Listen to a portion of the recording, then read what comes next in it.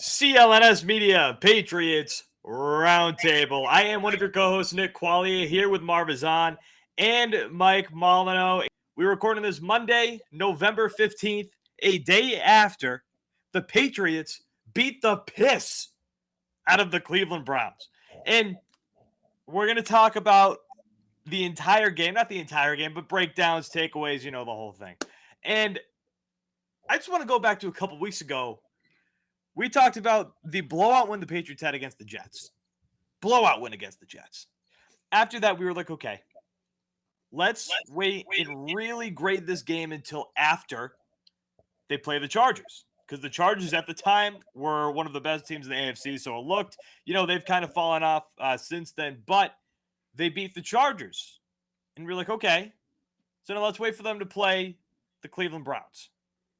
And the Cleveland Browns were depleted a little bit. They were down one of the best running backs in the league in Nick Chubb. But at the same time, I don't really want to give that too much merit, too much of a conversation there that they were out without Nick Chubb, because Dearness Johnson put on a show. Again, that kid is talented. That kid is good. Put up 150 yards total, I believe, somewhere around that ballpark between receiving and rushing. That kid is good.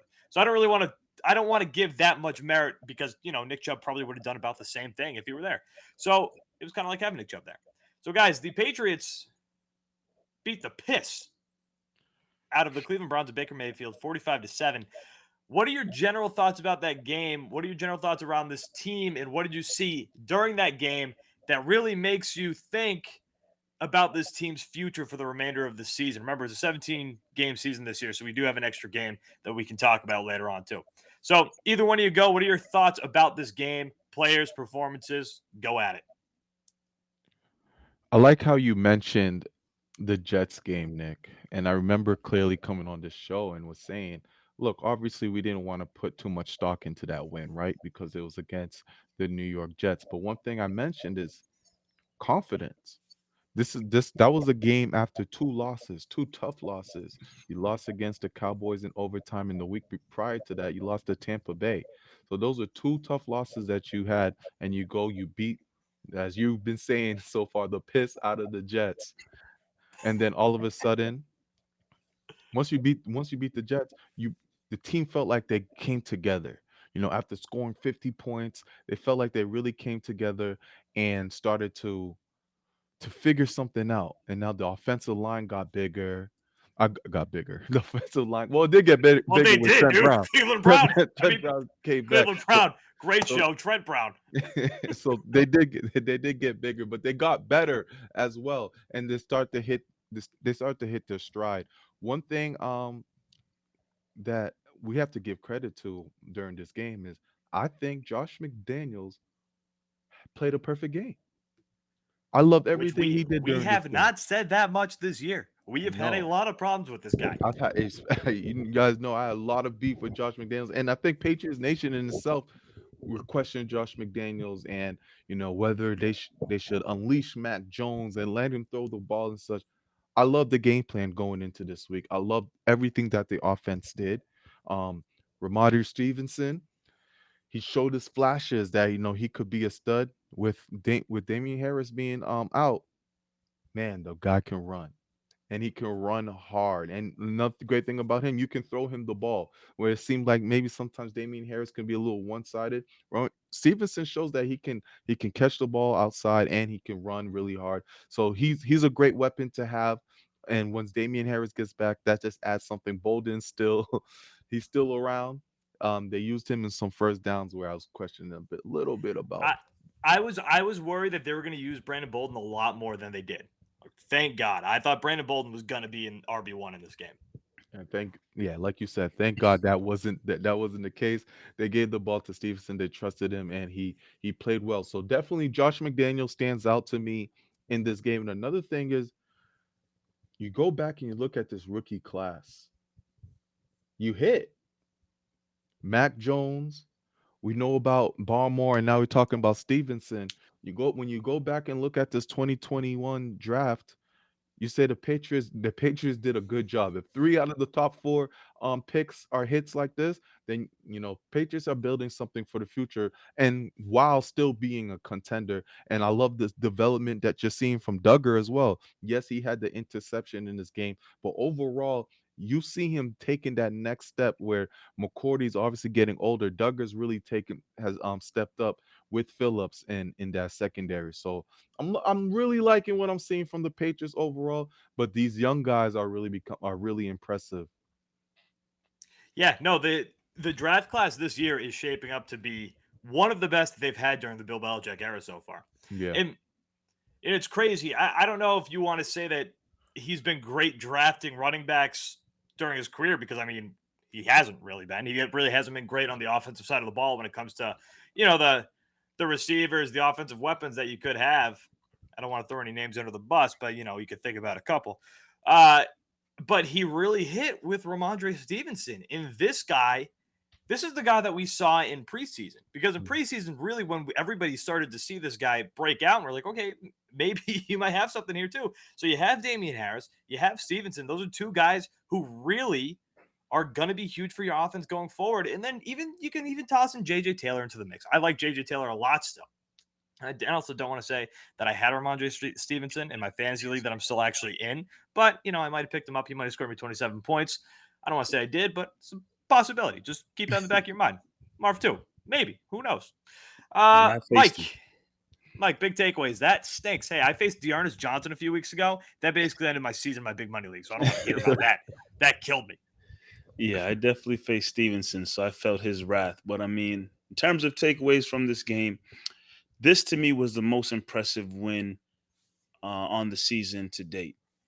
Um, I know that Jets game was something with they scored 54 points, and it didn't matter to me how many points they scored against the Jets. At the end of the day, I think most people are like, it's the freaking Jets.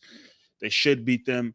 Let's move on and see how they continue to perform. Like Marv said, if anything from that Jets game, you're hoping that this team just got a huge confidence booster offensively and defensively. Um, and then we like you said, Nick, you want to see how they performed against the Chargers because that was at the time a team that's looked like they were, really could be one of the teams at the top of the AFC. Um, you want to see how the Patriots played against that team and how they did against Justin Herbert and that offense. And the Patriots, for the most part, held their own, and they held that offense in check defensively. They played well. Um, and coming out of that game, I said, okay, they did a good job against an AFC contending team. Let's see if they can do it again. And that next team coming up on that list was this Cleveland Browns team. And yeah, they're a little hobbled in terms of injuries and whatnot, but I knew defensively as well, Cleveland was a pretty solid team, especially with some of the guys they have up front, especially led by Myles Garrett. And then you look at this team, the Patriots played really well offensively and defensively. And, I've always said, as we've done these shows over and over again, I have I wasn't lacking faith in terms of what I expected this offense to look like. I thought the offense would be all right as the season progressed. I mean, I thought, that wasn't the major issues with the Patriots. I thought it was more defensively with some of the struggles they were having on the defensive side of football.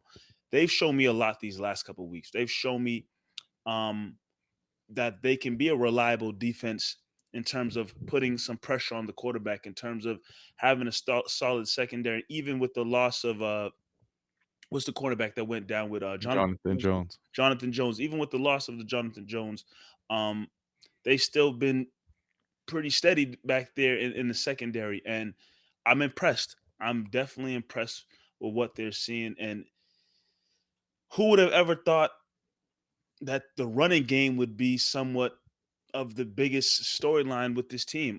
Obviously, people had a lot of faith in Damian Harris coming into the season. Ramondre Stevenson showed you a lot in preseason, but it's now looking like, I mean, you think about it, it's still the unfortunate loss of James White, but it's now looking like the Patriots kind of have we've thrown this term around with the Patriots team sometimes, but a two-headed monster in terms of Damian Harris and Ramondre Stevenson. If you get those two guys back fully healthy, that's looking pretty scary. And this has been a running game that's been very solid for the Patriots the last several weeks, despite everything that possibly going on with them in their record. The running game is something that's been consistent for them.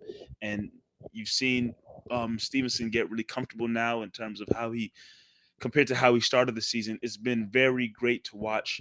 I know red zone is something we've talked about with this Patriots team throughout the course of the season, but it seems like they found some kind of formula that works with Hunter Henry. It seems when they get back there, it's automatic. They're finding Hunter Henry. Hunter Henry's getting open, and they're making things happen with him. It's starting to look really automatic in terms of when they get down there and how they look for him and set him up.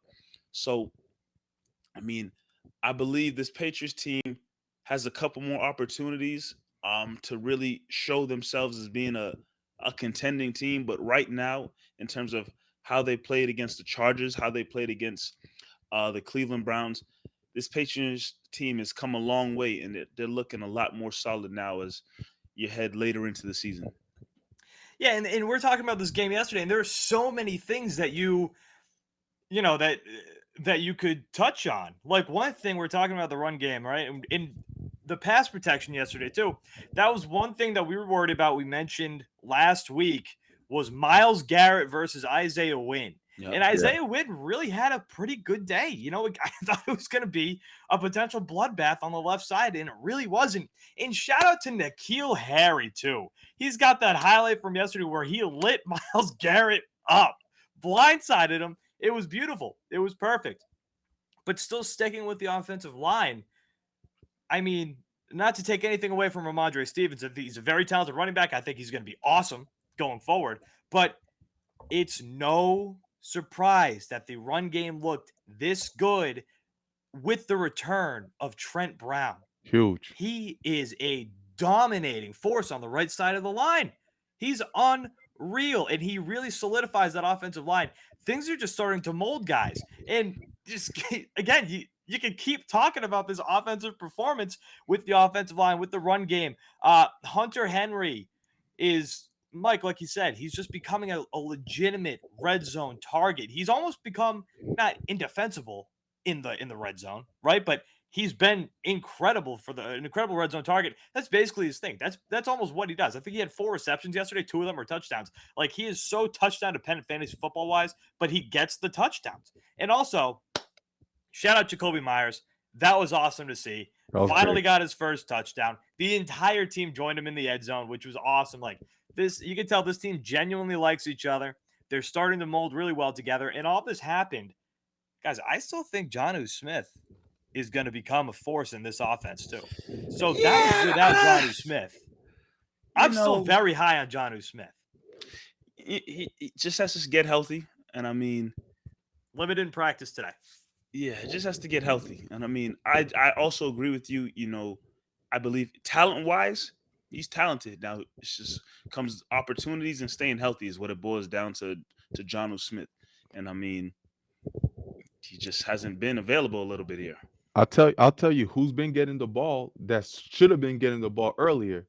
My boy Kendrick Bourne. Yep. I've been trying to tell y'all, this is the best receiver on the team.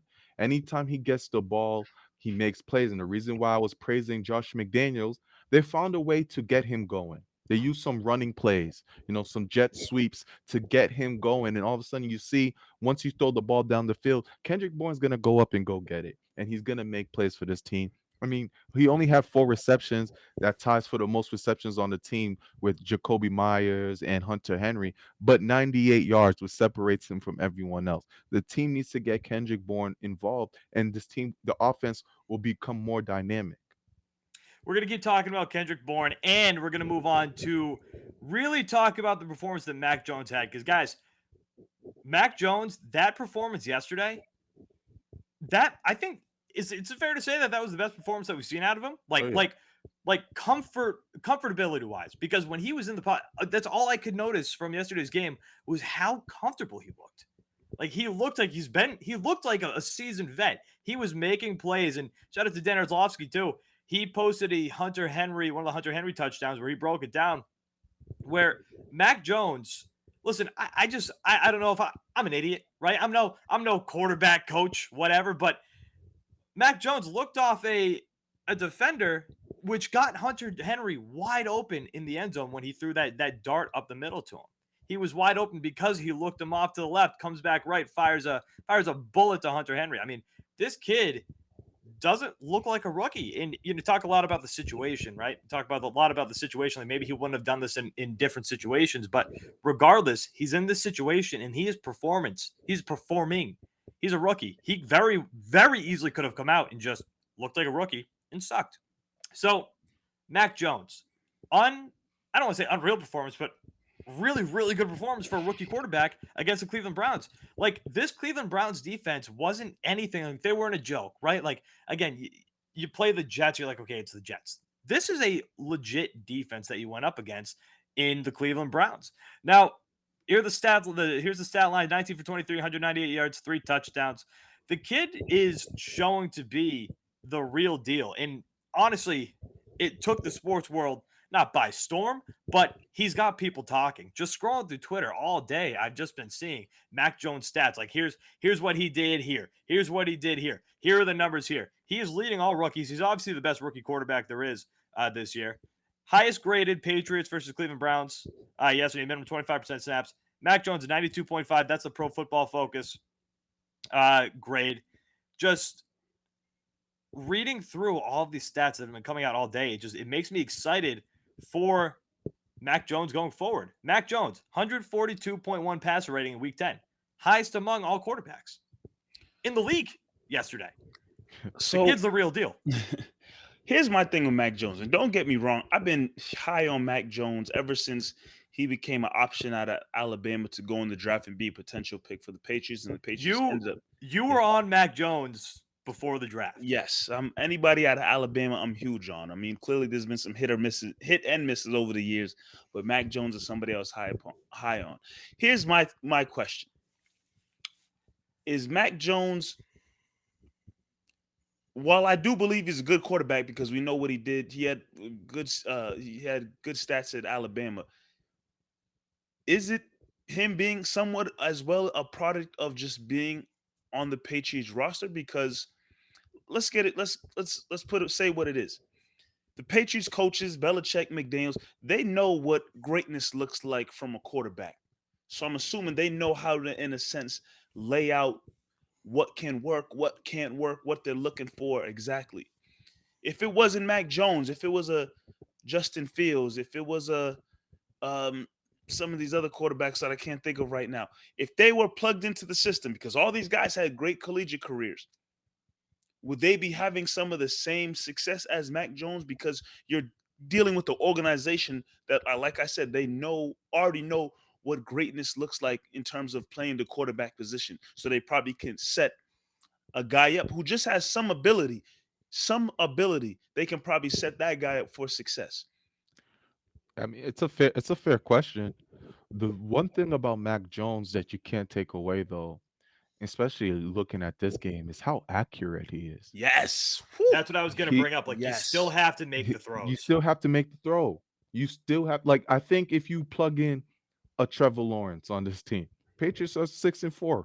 Like, I still think that Patriots will still be a solid team if you added another rookie quarterback in. But Mac Jones' accuracy right now is, at first, all the talk was, oh, Mac's gonna be the game manager and he's gonna manage the game. He's not gonna make mistakes. But dink and dunk. That's all you dink heard. and dunk, right? But we gotta start talking about how accurate this dude is. Like when he's throwing the ball, it's getting there in the right places, tight windows. It doesn't matter. And when they let him throw, he's not scared to throw it in a tight window. He'll do it. And the receivers, to their credit, have been making the right plays. So Marv, your guy, that throw to Kendrick Bourne. Guys, that was a rookie force. Quarterbacks don't make those throws. That was a force. You have to have a lot of trust. Great throw, great catch. They've got a rapport. You got to have a lot of trust in yourself and in that wide receiver to make a play like that. That's like you say, you just don't see that happening unless it's a couple of years you're in a couple of years in the league and you know the receiver very well and you guys just have that rapport. This is only what week are we in? Week 10? That was week 10. That was week 10. This is week 10. And they're already making plays like that, which is very scary because they are progressing every single week. Mike, obviously, to answer your question, Mac is a product of the system. When you have Bill Belichick and Josh McDaniels, no matter how great you are, you're a product of the system. And you said that they know what greatness looks like in a quarterback. You're not giving them enough credit. They created what greatness looks like in a quarterback with True. Tom Brady. So they believe, and Belichick always has believed that, hey, you give me an average quarterback or someone who can throw the ball, I can mold him into greatness. And that's what they're going to try to do with Mac Jones. And hey, from early on at 22 years old, it looks like they're headed in the right direction. They got their guy, they got the heir apparent to the throne, and it from what we're seeing so far this season, things should be trending in the right direction. Just here's next gen stats. Mac Jones completed 16 plus positive plus, I don't know, 16.2% of his passes over expectation, the highest CPOE for a rookie quarterback in a game this season. Jones was especially accurate throwing downfield, completing 6 of his 7 passes over 10 air yards for 103 yards and a touchdown. One other throw that comes to mind, that Hunter Henry drop in the bucket. One of Bro. his 4 receptions of the day. That was an unreal throw. Those are when you hear that this kid was the most accurate passer in college football history. Those are the kinds of throws that you expect out of him. And he is delivering. That's The not Patriots have an their easy guy. throw. That was not an No. easy throw. And he had to die for it too. But the thing is, like, you have to put it where only your receiver can get it. And that was literally the one spot that only Hunter Henry could have got to that ball without the defender there. Like that, for a rookie quarterback, that takes balls to throw that. Same thing with the Kendrick Bourne throw. That takes balls to launch that thing. And he's doing that again, like I said before, he's doing this at 22 years old. Guy hasn't even hit his prime yet. Not even close. And imagine if they get him even better receivers. Because let's be real, like they have solid receivers better than last year, but if the Patriots really wanted to, they can upgrade, upgrade a wide receiver. Well, yeah, absolutely. If they got him a legitimate weapon, another legitimate weapon like this year, you have the caveat whenever you say, okay, the Patriots, can they make some noise? We're going to talk about that in a second. We're going to wrap up the show with that. The easy argument to say immediately, well, it's a rookie quarterback. How much noise can you really make, right? But after this year, you add another guy and you expect Mac Jones to take a step. People warned us after Tom Brady, like, guys, you're going to have to get used to it. There's going to be a good long time that the Patriots are going to stink. But guess what? I don't think it's going to be that long. I'll be honest. I think we had one year where it was tough to watch, but I don't know about you guys. That was it. I'm enjoying the hell out of this. I got a question time. for you guys. Yeah. Or did you ask your question, Nick? I wasn't sure. No, not yet. Odell Beckham just got his first reception. Oh, question for you guys. Obviously, like I said, they can upgrade it with these wide receivers. Seeing how Mac Jones is performing early on, would you prefer them to upgrade and get an elite deep threat or an elite slot receiver? I want to say deep because they've got Jacoby Myers. What's an elite slot receiver? What is that? Troy Brown,